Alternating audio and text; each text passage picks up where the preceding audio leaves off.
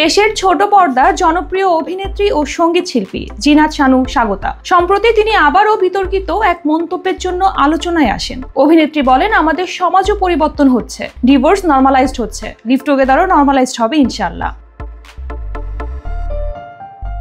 অভিনেত্রীর বিরুদ্ধে অভিযোগ, একজন মুসলমান হয়েও ইসলাম পরিপন্থী জীবনযাপন করছেন তিনি। একই সঙ্গে ইসলাম পরিপন্থী কাজ প্রকাশ্যে স্বীকার করছেন এবং সমাজে ছড়িয়ে দেওয়ার চেষ্টা করছেন এই অভিনেত্রী। তার এমন বক্তব্য প্রত্যাহার করে প্রকাশ্যে ক্ষমা চাইতে শনিবার লিগ্যাল নোটিশ পাঠিয়েছেন আরিফুল খবির। তিনি সুপ্রিম কোর্টের আইনজীবী মোহাম্মদ মেজবাউদ্দিন চৌধুরীর মাধ্যমে নোটিশটি পাঠান।